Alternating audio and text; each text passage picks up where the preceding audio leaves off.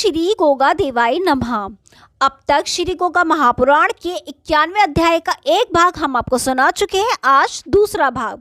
इसके बाद सभा भंग हुई और 20,000 सुरक्षित सेना की कमान बाणबली के अधीन हुई। महमूद तेलवाड़े तक आ पहुंचा था और उसने तेलवाड़े को नष्ट भ्रष्ट कर दिया था। यह बात बिजली की तरह प्रभास में भी फैल गई। लुटे पिटे बचे हुए लोग राजमार्ग पर रोते बिलखते आ जुटे हुए वृद्ध, जख्मी हुए युवक, रोती बिलखती अबलाओं ने आंसू बहाकर अपनी कहानी सैनिकों को रो रो कर सुनाई। सैनिकों और जनता ने उन्हें धीरज बंधाया और उनके भोजन और विश्राम की व्यवस्था की। नगर पालिका ने उन्हें तुरंत ही खंबात भेजने की व्यवस्था की। उन्होंने यह भी समझ लिया कि अब युद्ध में अधिक विलंब नहीं है। तत्काल ही दुर्ग के सभी द्वार बंद कर दिए गए। खाइयां समुद्र के जल से भर दी गई और बुर्जों पर धनुषधारी कमान लेकर जा बैठे। नगर से बाहर जाना निषेध कर दिया गया। प्रधान सेनापति युद्ध मोर्चों की देखभाल कर रहे थे। तभी दामोदर मेहता ने साहस किया। वह घोड़े पर सवार हो और हथियार उठा चुपचाप नगर के बाहर निकल गए। नगर के पश्चिम कोण पर जो महाकाल भैरव का मंदिर था, वह वहां जा पहुंचे।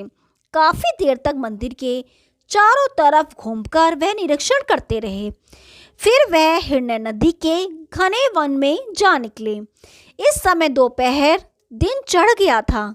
नदी के किनारे की बालू चांदी के समान चमक रही थी। उसी के पास शमशान घाट था, परंतु इस वक्त वहां सन्नाटा था। उन्होंने इधर उधर देखा तो उन्हें कुछ हिलता सा दिखाई दिया। ध्यान से देखने पर उन्हें एक घुड़सवार नजर आया। फिर उन्होंने देखा कि उसने अपना घोड़ा हिरण्य नदी में उतार दिया और फिर वह उसी तरफ को आ रहा है। ज्यों-ज्यों सवार निकट आता जाता था, उसकी आकृति स्पष्ट होती जाती थी। उसकी पगड़ी हरे रंग की थी और निकट आने पर उन्हें साफ दिखाई दिया कि वह कोई मलेच्छ सरदार है। उसकी लाल दाढ़ी हवा में हिलोरे ले रही थी। जब वह काफी करीब आ गया तो उसका घोड़ा उछल उछल कर छलांग मारने लगा। अब दामोदर मेहता को अपने अकेलेपन का एहसास हुआ। मेहता जैसे नीतिज्ञ थे, वैसे ही बहादुर भी थे। विपत्ति को निकट आया समझ वे वृक्षों के झुरमुट की तरफ तेजी से चल दिए। तभी मलेच्छ ने उन्हें देख लिया। वह अपना घोड़ा दौड़ाता और तलवार घुमाता हुआ उन पर झपटा। मेहता ने अपने घोड़े को 2 वृक्षों की आड़ में कर रखा था। दुश्मन के वार को रोकने के लिए वह चौकस हो गए। उन्होंने अपने घोड़े को थकाना उचित नहीं समझा। शत्रु अब निकट ही आ गया था। अब तुर्क ने अपना घोड़ा दाहिनी ओर को घुमाया और बड़ी फुर्ती से मेहता की बगली देखकर वह पिछाड़ी जा पहुंचा और एक बार ही उन पर टूट पड़ा। परंतु मेहता भी सावधान थे। उन्होंने शीघ्र अपने घोड़े को तिरछा घुमाकर तलवार हाथ उठा ली। दुश्मन को वार करने का मौका नहीं मिला। तब वह एकदम पीछे की तरफ घूमकर अपनी तलवार ले बड़ी फुर्ती से झपटा। मेहता चौकन्ने थे। उन्होंने घोड़े को एड़ लगाकर दुश्मन पर चढ़ा दिया। फिर उसकी कमर में हाथ डालकर उसे घोड़े पर धकेल दिया और बड़ी फुर्ती से उसकी गर्दन में अपनी धनुष की डोरी फंसा दी। गर्दन में डोरी फंस जाने के कारण दुश्मन के हौसले पस्त हो गए। तब दामोदर मेहता ने 2-3 झटके और मारकर वह मलेच्छ की छाती पर सवार हो गए और अपनी तलवार उसके कंठ पर रखकर कहा, अब तू मरकर 2 जख की आग में जलना। परंतु दुश्मन ने कतई भी भयभीत न होकर कहा, शाबाश बहादुर, तुम सैनिक तो हो नहीं परंतु बड़े बहादुर हो। मरने से पहले मैं तुमसे मित्रता करना चाहता हूँ। मेहता बोले, तुम समझ रहे हो, दोस्ती के चक्कर में फंसकर मैं तुम्हें जिंदा छोड़ दूंगा। अगर तुम बहादुरी के सिलसिले में मुझसे एक बार अपनी दोस्ती कबूल कर लो तो मैं तुम्हारे साथ से मरना भी अपनी खुशनसीबी समझूंगा।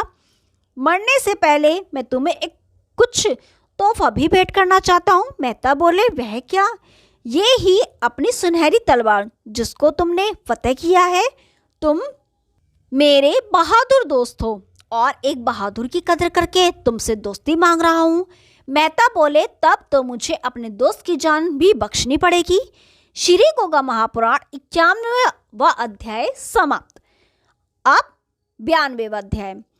अब दोस्त अपना हाथ आगे करो। मलेश ने तलवार मेहता के हाथ में पकड़ाकर कहा, मित्र इसे नाचीज न समझना। अब तुम जो करना चाहो खुशी से करो, खुदा हाफिज है। वह निढाल हो आंखें बंद करके लेट गया। तभी मेहता उसकी छाती से उतर कर आए और उसकी गर्दन से धनुष की डोरी भी निकाल ली और उससे कहा, मित्र तुम आजाद हो। अच्छा तो अब अपने दोस्त को आजाद करने की कोई कीमत ना लोगे? नहीं दोस्त, दोस्ती बेचने खरीदने की चीज नहीं है।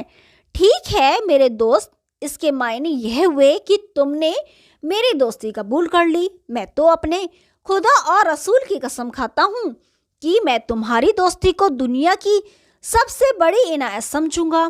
तो मैं भी सोमनाथ प्रभु की कसम खाकर कहता हूँ कि जब तक आपका मित्र भाव सच रहेगा तब तक मैं दिल से सदा तुम्हारा दोस्त बना रहूंगा। तो मित्र तुम मेरा कितना विश्वास कर सकते हो, जहां तक एक सच्चे मित्र का करना चाहिए। तो आप मेरे साथ चलो, मैं तुम्हारा दोस्त बना रहूंगा। मैं तुम्हारी मुलाकात गजनी के सुल्तान से कराऊंगा और उनके सामने हम अपनी दोस्ती की सनद पेश करेंगे।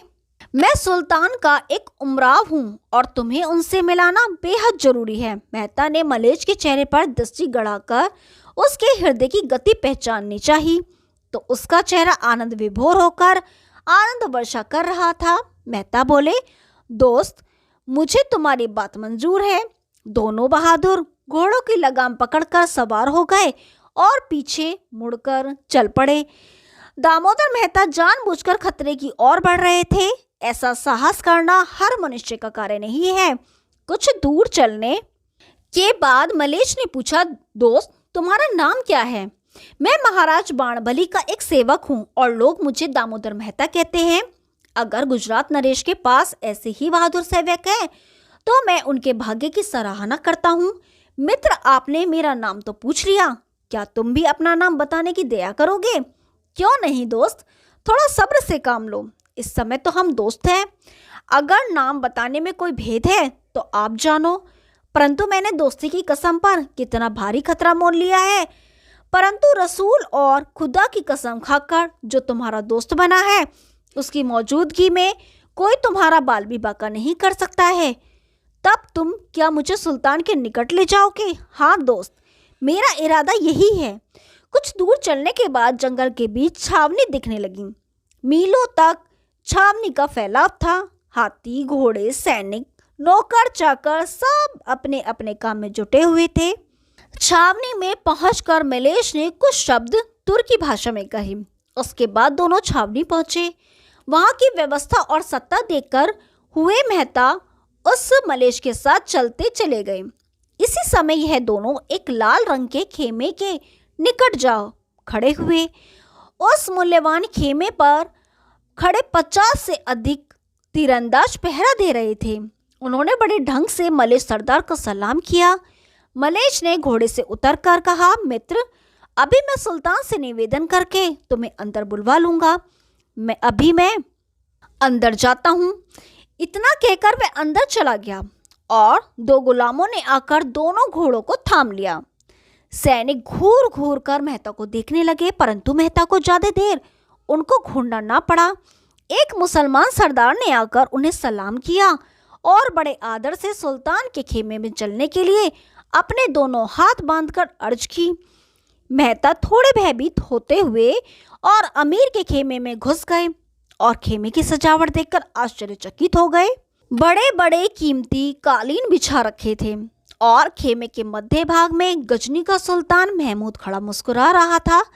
उसने मुस्कुराकर कहा, दोस्त खुशामदीद, यानी मेरे पास मसनद पर बैठकर मुझे ममनून करो और बैठने के बाद मुझे बताओ कि गजनी का सुल्तान किस तरह आपके दोस्त को खुश करे। दामोदर मेहता ने दरबारी कायदे से सुल्तान को सलाम किया और हाथ जोड़कर कहा, आली जहां, यह नाचीज आपको पहचानता नहीं है, फिर भी मैं कुछ समझ गया था कि मुझे हुजूर की दोस्ती का रुतबा मिला है।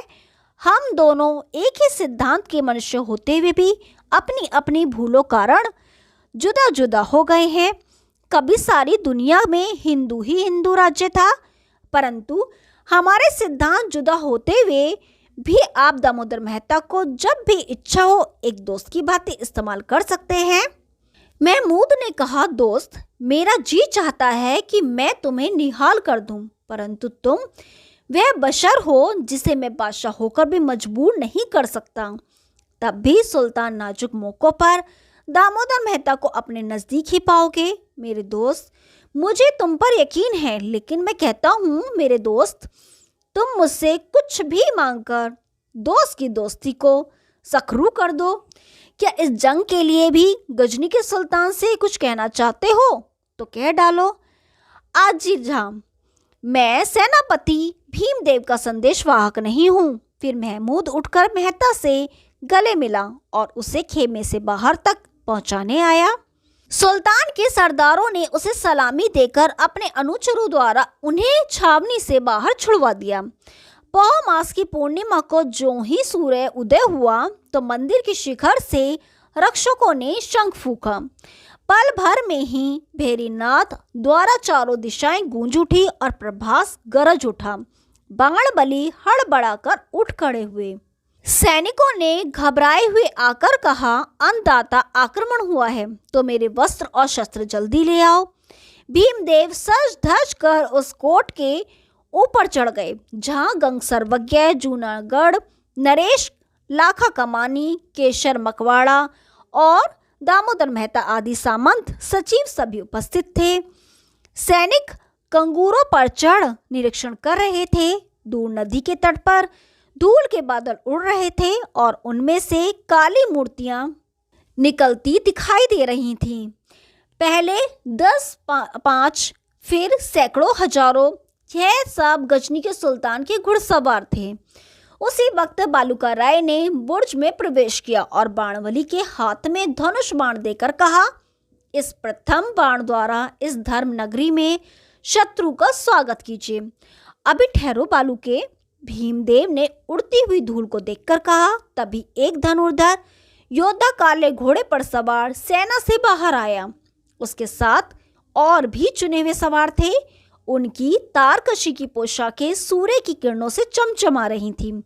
जो योद्धा सबसे आगे था उसकी पगड़ी के मुख पर पन्ने का तुरका बंधा हुआ था और उसकी दाढ़ी लाल रंग की थी। वह पल भर खड़ा महालय की ध्वजा का निरीक्षण करता रहा। फिर उसने अपने साथी से धनुष ले और उस पर तीर चढ़ाकर छोड़ दिया, जो एक खाई में जा गिरा। बालूका ने कहा, अब आपकी बारी है महाराज। भीमदेव बोले, क्या यह गजनी का सुल्तान है? तभी मेहता ने आगे बढ़कर कहा, वही है महाराज। बाणबली ने 12 टंक की अनी बाण में लगाकर और कान तक खींचकर निशाना बांधकर बाण छोड़ दिया। बाण उसकी पगड़ी को तुर्रे सहित उड़ाकर दूर जा गिरा। सैनिक गर्जना कर उठे, हर हर महादेव। तभी वह लाल दाढ़ी वाला घोड़े को घुमाकर तीर की तरह पीछे को भागा और अपनी पगड़ी उठाकर सेना के मध्य भाग में आकर खड़ा हो गया। उसके संकेत करते ही तीरों की बौछार मंदिर पर होने लगी और साथ ही अल्लाह अकबर की आवाज कानों के पर्दे फाड़ने लगी। परंतु उनके उत्तर में इधर से कोई उत्तर नहीं दिया गया तो मलेश सवार आगे बढ़कर खाई तक आ पहुंचे और काफी सवारों ने अपने घोड़े पानी में उतार दिए। तभी बालूका राय ने संकेत किया और मंदिर की बुर्जों से तीरों की वर्षा होनी शुरू हो गई। इस अनोखी बाण वर्षा से मलेश सवार मुंह मोड़कर भाग पड़े। बहुत से खाई में गिरकर गोते खाने लगे और कुछ सैनिक खाई में से बाहर निकलकर मंदिर पर चढ़ने की कोशिश करने लगे। तभी राव के काछी योद्धाओं ने तलवार घुमा घुमा कर मार मार करनी शुरू कर दी। देखते ही देखते भारी मार काट होने लगी। घायलों की चीख पुकार से कयामत होने लगी। मुर्दों का ढेर लग गया। महमूद ने युद्ध बंद करने का संकेत किया और गजनी के योद्धा अपने मुर्दों को छोड़ भाग निकले। श्री गोगा महापुराण 92वां अध्याय समाप्त। कल 93वां अध्याय शुरू करेंगे। तब तक के लिए नमस्कार।